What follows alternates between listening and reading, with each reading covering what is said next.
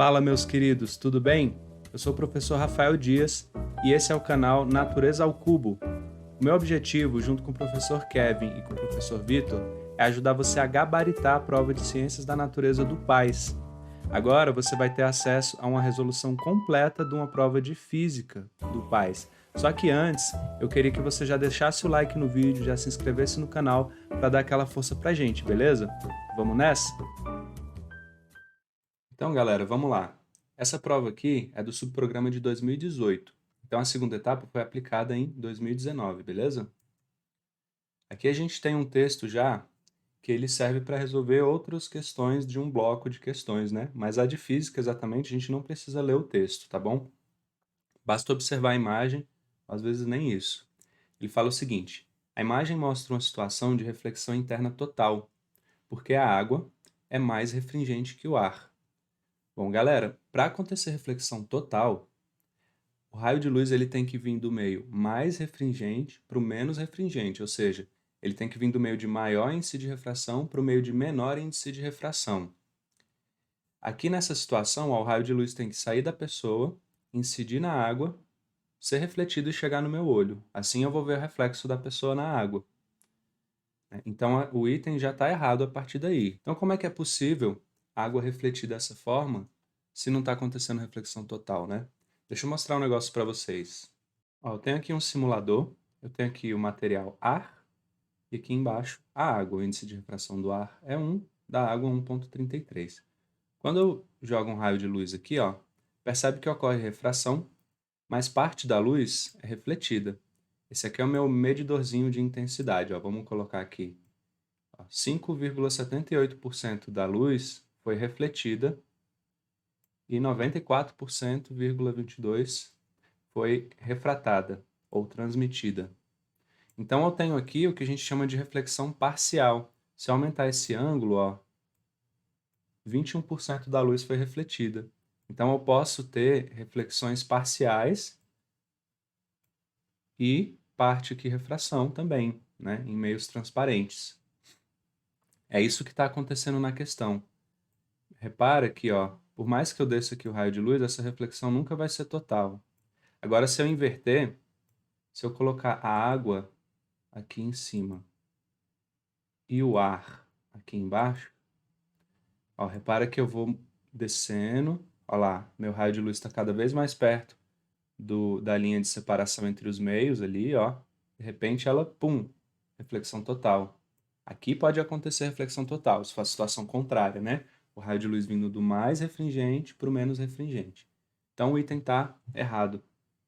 Porém, é possível que a água faça essa reflexão da luz, né, de parte dela, e eu vou ver a água espelhada. Vamos lá, vamos seguindo. Considera a situação em que uma lente convergente ideal, de distância focal 5 centímetros, tenha sido empregada em uma câmera analógica simples como objetiva. Então, ó, já me deu a distância focal da lente, né? A lente ser objetiva só quer dizer que ela aponta para o objeto, tá? Os instrumentos ópticos muitas vezes têm uma lente objetiva e uma ocular. A objetiva aponta para o objeto, a ocular aponta para o meu olho. Para focar os raios de luz de um objeto sobre um filme perpendicular ao eixo óptico da lente. Então tem o eixo óptico da lente aqui, ó, e o filme perpendicular a ele. Eu quero que a imagem seja projetada aqui, ó. Para a imagem ser projetada, ela tem que ser real, né? Lembrando disso aqui. A câmera permite o movimento da lente ao longo do eixo óptico. Ok. Item 73. Na situação em tela, a dioptria da lente é de 20 metros a menos 1. Bom, dioptria, gente, na verdade, é a unidade de medida de uma grandeza chamada vergência. E a gente vai calcular assim, ó. A vergência é igual a 1 sobre f, o inverso do foco. Como a questão me deu o foco de 5 centímetros, e ele quer aqui a minha dioptria em metro a menos 1, o que eu vou ter que fazer? Vou ter que transformar os 5 centímetros em metros. Então, eu vou colocar aqui 5 vezes 10 a menos 2, tá?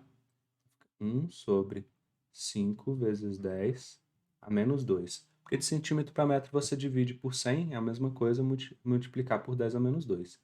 1 sobre 5 vai dar 0,2. E esse 10 a menos 2, ó, eu vou colocar lá em cima com o expoente trocado. Então, 10 ao quadrado. 0,2 vezes 10 ao quadrado vai dar exatamente o 20. 20 metros a menos 1. Então, o item está correto. Item 74. Para que a imagem de um objeto maior que o filme seja real e inteiramente representada no filme, a distância do objeto à lente no eixo óptico deve ser inferior a 5 centímetros. Olha, pessoal, o que ele está falando aqui é o seguinte: eu tenho aqui a lente, eu tenho aqui meu eixo óptico, deixa eu usar outras cores aqui para ficar bem bonitinho. E eu tenho alguns elementos aqui sobre esse eixo óptico, que é o centro óptico da lente, o foco e o ponto antiprincipal. Quando o objeto está do foco para lá, mais longe da lente, eu vou formar imagens reais. Quando o objeto está em cima do foco, eu formo uma imagem imprópria. E quando o objeto está entre o foco e o centro de curvatura, eu formo uma imagem virtual. Imagem virtual não pode ser projetada. Então, imagem virtual para essa câmera aí não me interessa. Então, ele fala que a distância do objeto à lente no eixo óptico deve ser inferior a 5 centímetros, ou seja, ele tem que estar mais perto da lente do que o foco. Ó. Se o foco é 5 e ele vai estar a menos de 5, então ele vai estar exatamente nessa posição onde eu vou formar uma imagem virtual e não vou, então, projetar, né, ele quer uma imagem real, ó, e não virtual. Então, eu não vou projetar a minha imagem no filme, não vou formar a imagem. Então, esse item está errado. Ele tem que estar do foco para lá, né? Depois do foco. Nem em cima do foco não pode ser, porque em cima do foco é a imagem imprópria, eu não quero imagem imprópria também, né? Eu quero real. Beleza.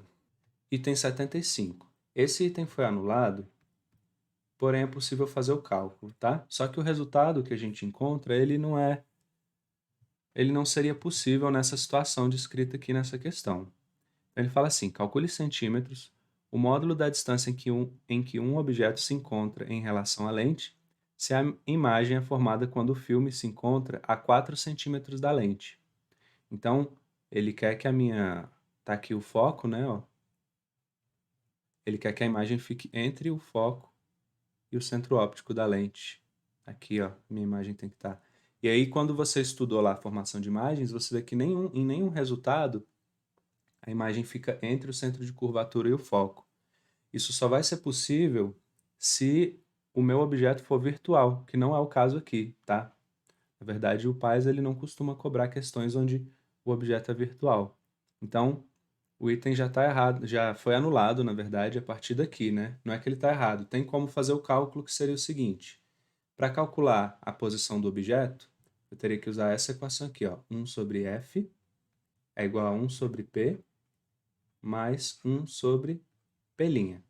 F é o foco. Se a lente é convergente, o foco é positivo. Aqui eu sei que ela é convergente porque o raio de luz que chegou paralelo ao eixo óptico, ele convergiu para o foco. Então, a lente convergente, o foco é positivo. E a imagem que eu quero, ela é real. Então, P' vai ser positivo também. E vai ser de 4 centímetros, ó. Então, tenho 1 sobre 5 é igual a 1 sobre P mais 1 sobre 4. E eu vou isolar esse P agora. Joga esse 1 sobre 4 negativo para lá e invertendo os dois lados aqui da minha equação, fica 1 sobre 5 menos 1 sobre 4. Multiplica aqui, ó. O múltiplo comum de 5 e 4 é 20, né? Então, vou fazer aqui, ó, vezes 4, vezes 4, vezes 5, vezes 5. E aí vai ficar 1 sobre P é igual a 4 sobre 20 menos 5 sobre 20. 4 menos 5 dá menos 1. Então, 1 sobre P é igual a menos 1 sobre 20. Logo, o P é igual a menos 20, ou seja, centímetros. A posição do objeto deu negativa. Isso quer dizer que seria um objeto virtual, como eu falei. E nesse caso, né, eu não consigo um objeto virtual nessa situação aí. Para eu ter objetos virtuais, você tem que fazer uma associação de lentes, tá? Aí a imagem de uma lente vai servir como objeto para outra, e aí é possível que isso aconteça. Porém, a questão foi anulada. Se fossem outros valores mais coerentes, a gente ia achar uma resposta possível para isso aqui, né? Mas, então eu fiz a resolução para vocês verem como que seria se eu tivesse, ao invés daquele 4 centímetros, botasse 6, por exemplo, eu ia ter um resultado mais coerente, tá? Mas não foi o caso. Mas fica aí a resolução de qualquer forma para você poder entender como seria feito, tá? Item 90. Aqui mais uma vez ele me dá uma imagem, um texto, não são necessários para resolver a questão. Ele fala o seguinte: se um helicóptero voa à velocidade de 90 km por hora e se a cada minuto as pás do helicóptero giram de um ângulo igual a 600 π radianos, então a cada rotação completa das pás, o helicóptero se desloca. Então olha só, eu sei que ele tem a velocidade linear de 90 km por hora. Aqui, ó, pelas unidades de medida da resposta, né, ele falou minutos, metros, eu já vou transformar logo 90 km por hora para metro por segundo. Vou dividir por 3,6. Então, dividindo 90 por 3,6 vai dar 25 metros por segundo. E aí eu tenho que pensar o seguinte, ó. Ele pergunta qual a distância que ele percorre enquanto a pá dá uma volta. Então, preciso saber quanto tempo demora para a pá dar uma volta, que multiplicando por essa velocidade eu vou achar a distância. Então, vamos pensar aqui assim, ó, 600 π, ele vai fazer, radianos, né? Ele vai fazer isso em 1 minuto, que são 60 segundos. Para dar só uma volta, que é 2 π radianos, ele vai demorar um tempo t. E é esse tempo que eu quero saber. Beleza? Daí pensa assim, ó, vamos pensar em proporção. Daqui para cá, ó, eu dividi por 300. De 600 para 2 é só eu dividir por 300. Então, se eu quiser achar esse resultado, basta eu pegar o 60 e dividir também por 300, porque vai ser diretamente proporcional. Então, o meu tempo vai ser 60 dividido por 300. Que se eu simplificar aqui, vai dar 1 sobre 5 segundos, ou se você preferir trabalhar com número decimal, 0,2. Eu vou deixar 1 sobre 5 mesmo, porque olha só, agora a distância que ele percorre vai ser velocidade vezes tempo. Né? Aqui é cinemática, mas lembrando que a prova ela é cumulativa, então o conteúdo do primeiro ano pode cair no PAS 2, conteúdo do primeiro e segundo pode cair no PAS 3, sem problema. Então, meu ΔS vai ser a velocidade, que é 25, vezes o tempo, que é 1/5. Ó.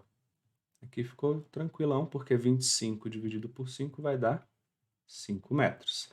5 está entre 4 e 6, então vou marcar a letra C. Show de bola. A seguir, é descrita uma situação utilizada para o teste de operação de um helicóptero. Uma sirene, identificada pela letra B, produz som de 435 Hz. As lâminas das hélices, identificadas por A, também produzem som, mas em 415 Hz. Para avaliar a efetividade da sirene, um soldado é posicionado no ponto C, que se encontra a 24 metros da fonte A e 30 metros da fonte B. Então tem uma sirene aqui, ó. O ponto C está a 30 metros e o ponto A está a 24 metros. O ponto A aqui na hélice, né? A partir das informações precedentes e considerando a velocidade do som como 340 metros por segundo, julgue os itens e assinale a opção correta no 93. Então, item 91. O batimento entre as vibrações produzidas pelas fontes A e B tem período de 0,05 segundos. Olha só, gente, batimento é quando você tem duas ondas com frequências ligeiramente diferentes e aí a onda formada ela tem um batimento que você vai perceber quando. Imagina você afinando um violão. Quem toca instrumento musical geralmente já teve essa percepção. Se você deixar uma corda ligeiramente desafinada em relação à outra, né, e você tocar elas ao mesmo tempo, você vai ouvir um som mais ou menos assim, ó. Né? Principalmente se você tirar o harmônico, né? Você tira dois harmônicos Da mesma nota musical, se ele tiver afinadinho, você vai ouvir ainda o mesmo som. Ele só vai aumentar a intensidade, porque você tem duas ondas exatamente iguais, vão interferir, vai aumentar só a amplitude delas. Então você tem um som um pouco mais intenso. Agora, se está desafinado, você vai ver que tem esse batimento, que é um um, um. Esse batimento é o que ele quer aqui, que a gente calcule o período dele. Então, para calcular a frequência de batimento, 91. Para calcular a frequência de batimento, basta eu subtrair a frequência das duas ondas.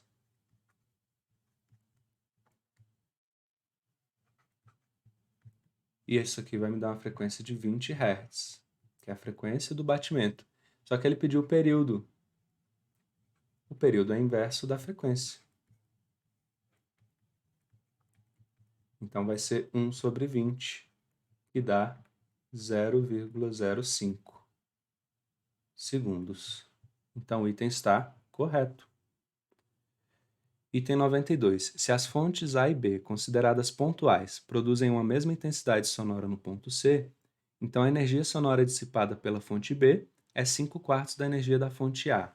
Ó, se você sabe aqui que a energia dissipada é diretamente proporcional à distância, ou seja, quanto mais longe eu estou, mais energia eu dissipei, você já resolve aqui facilmente. Na verdade, ela é diretamente proporcional ao quadrado da distância, né? Mas eu vou mostrar aqui a dedução disso que eu estou falando, porque pela definição, a intensidade sonora vai ser a potência dividida pela área. Que área é essa? Quando eu emito uma onda sonora, ela sai e se espalha nas três dimensões, formando uma grande esfera. É como se fosse uma bolha de ar, né? Ela vai expandindo e aí você tem ali onde é a bolha, né? É onde está a onda sonora. Então ela vai se afastando e vai formando uma esfera cada vez maior. A área da casca dessa esfera é essa área que ele está me pedindo aí na questão. E aí ele falou o seguinte aqui também, ó. Produzem uma mesma intensidade sonora no ponto C. Então a intensidade produzida pela fonte A é igual à intensidade produzida pela fonte B. Consequentemente, a potência do A, vou pôr só P, tá, gente, para potência, dividido pela área do A é igual à potência do B dividido pela área do B. A área de uma, como eu falei, vai ser uma casca esférica, né? A área de uma casca esférica é 4π d ao quadrado, onde d seria o raio da esfera, que é a distância entre a fonte do som até o ponto lá onde eu quero medir, né? Então, dA, vamos chamar aqui, é igual à potência do B dividido por 4π vezes a distância do B ao quadrado. 4π aqui dos dois lados, ó.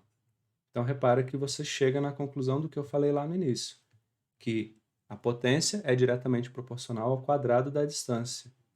E a partir daqui você poderia já fazer a questão, ó, sem ter que fazer essa dedução toda, essa lenga-lenga. Então agora você já sabe, é só seguir aqui, ó.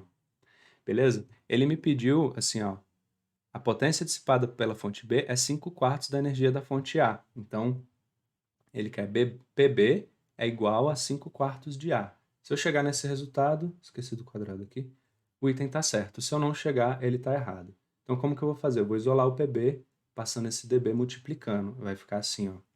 PB é igual DB ao quadrado sobre DA ao quadrado vezes PA. Então, PB vai ser... O DB, a distância do B até o C, é 30 metros. O DA é 24. Eu vou colocar esse quadrado em evidência aqui para a gente ver uma coisa. Ó. Vai facilitar bastante o cálculo. Eu não vou ter que elevar 24 ao quadrado vezes PA. 30 por 24, se eu simplificar aqui, ó, dividir por 6 em cima e embaixo, eu vou chegar em, vamos usar esse cantinho aqui, PB é igual a exatamente 5/4, só que ao quadrado, ó, de PA. Então aqui o item já está errado, porque se ele falou que é 5/4 e não é, é 5/4 ao quadrado, 5 ao quadrado dá 25, e 4 ao quadrado dá 16. Né? Então, não é 5 quartos, é 25/16. Então, está errado, tá? Lembrando que você pode, se você entender isso que eu falei aqui, ó, que são diretamente proporcionais, a potência dissipada é diretamente proporcional ao quadrado da distância, você encurta a sua resolução aqui, ó, tá?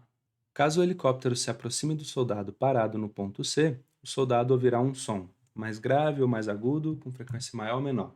Ó, a gente sabe que se a fonte está se movimentando em relação ao observador, a gente está falando de efeito Doppler.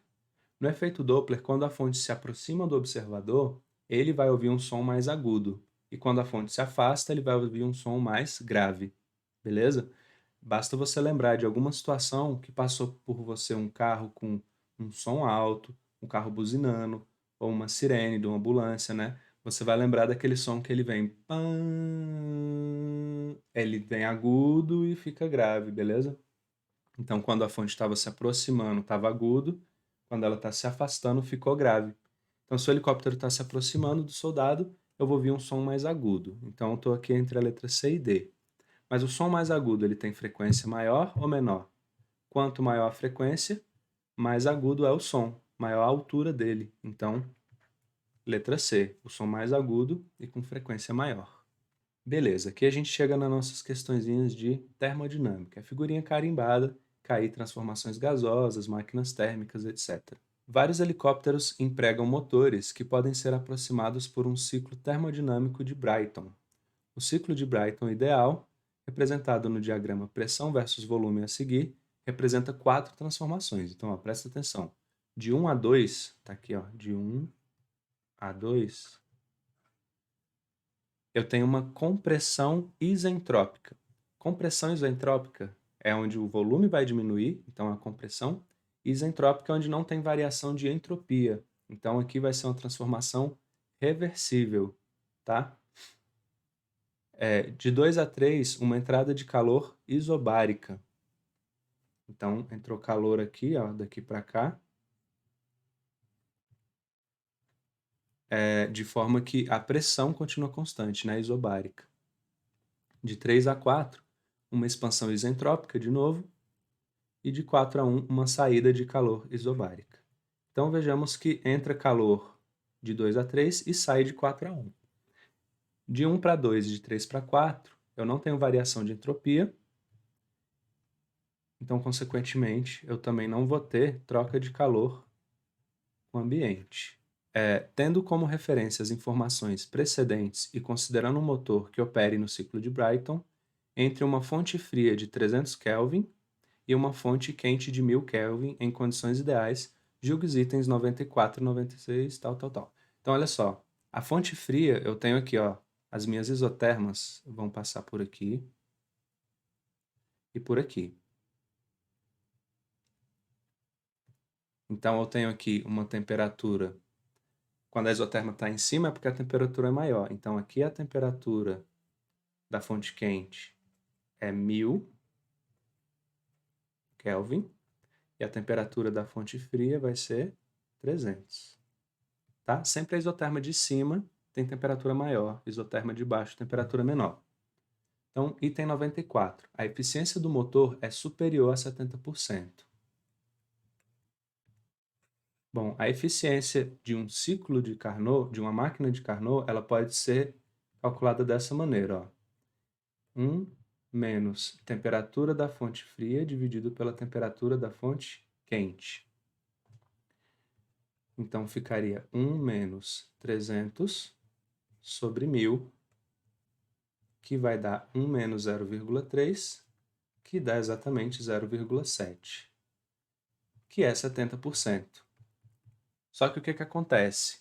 Essa equação, onde eu faço ali a razão entre as temperaturas da fonte fria e fonte quente, ela só pode ser usada para a máquina de Carnot, que dentre todos os ciclos termodinâmicos que a gente tem, é o mais eficiente de todos. Então, nenhuma máquina vai superar a eficiência da máquina de Carnot.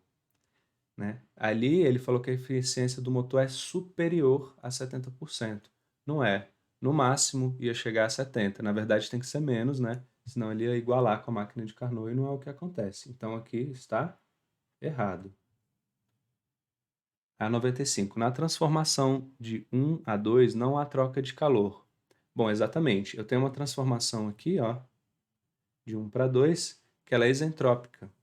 Então, se eu pegar aqui, ó, 95. Se eu pegar a equação aqui da entropia, variação de entropia vai ser ΔQ sobre temperatura. Eu tenho uma temperatura de 300 Kelvin. Se o ΔS é zero, porque é isentrópica, não tem troca de calor, como que Q dividido por 300 dá zero? O Q tem que ser zero também. Então não vai ter troca de calor, está correto. E por último, considerando-se o ideal o gás do motor, o trabalho produzido na transformação de 2 a 3 deverá ser maior que 700 NCP, em que N é o número de moles do gás e Cp o calor específico à pressão constante. Então, olha só, 96. A gente tem pela primeira lei que o trabalho mais ΔU é igual à quantidade de calor trocada com o meio. Então, o trabalho ele vai ser o Q menos ΔU. ΔU é proporcional à variação de temperatura. Então, na transformação de 2 para 3, eu fui dessa isoterma menor, tá vendo? Para a isoterma maior. Ou seja, eu fui de 300 para 100 graus Celsius. Então, minha minha energia interna vai aumentar, minha variação de energia interna é positiva. Então, o Q está subtraindo um número positivo. O Q aqui ele pode ser calculado assim, ó, N vezes o calor específico, a pressão constante, vezes o ΔT. Consequentemente, eu tenho que o trabalho vai ser N vezes Cp. Aí o ΔT, ó, eu vou de 300 para 1000. Então, temperatura final 1000, inicial 300. 1000 menos 300 dá 700, positivo. Menos ΔU. Então, meu trabalho vai ser 700... Opa, estou comendo alguns zeros apenas. 700 NCP menos ΔU. E como o meu ΔU é positivo e teve variação de temperatura, então vai ser isso aqui, que é o que a questão me pediu, ó. Ele disse que vai ser maior do que isso aqui, só que vai ser esse valor subtraído de um valor positivo. Eu não preciso saber o valor desse ΔU, porque eu sei que ele é positivo. Então, se eu subtrair um resultado, o trabalho vai ser menor do que isso aqui, ó, e não maior. Então, o item está errado. Errado. E para fechar, a gente tem aqui, ó, considere a figura a seguir, item 97. Considere a figura a seguir em que A1 representa a área interna do ciclo e A2 a área total abaixo do gráfico. Então, a gente tem o seguinte. Dentro do gráfico, eu tenho o trabalho realizado. Por quê? Daqui, ó, se eu pegar a área daqui para baixo, eu vou ter o calor da fonte quente, que é o total. Então, daqui para baixo é o A1 mais A2, tá? O calor total, ou o calor que ele recebeu da fonte quente. Daqui do A2 aqui, ó, daqui para baixo, que é o meu A2, eu tenho o calor, se eu calcular essa área, né, eu vou ter o calor que foi jogado para a fonte fria, né, desperdiçado aqui, ó. Então, se eu fizer a energia total menos o que eu desperdicei, o que sobra, que é exatamente essa área do meio, é o trabalho que foi realizado. E o rendimento da máquina térmica, ele vai ser calculado como trabalho dividido por Q1, que é o calor da fonte quente, ou a energia total, né? O trabalho é a área 1, e o Q1 é a soma das duas, né? Como eu falei, então vai ser A1 mais A2. Então, a gente tem aqui letra C. Beleza, pessoal? Essa foi a nossa resolução de hoje. Espero que tenham aprendido bastante, que ajude muito vocês no dia lá da prova. Não esquece de deixar sempre aquele like no vídeo, curtir, compartilhar, mostra para os seus amigos, né? Ajuda a divulgar o trabalho. Ativa o sininho para receber sempre que tiver vídeo novo. E boa prova para você. Até a próxima. Tchau, tchau.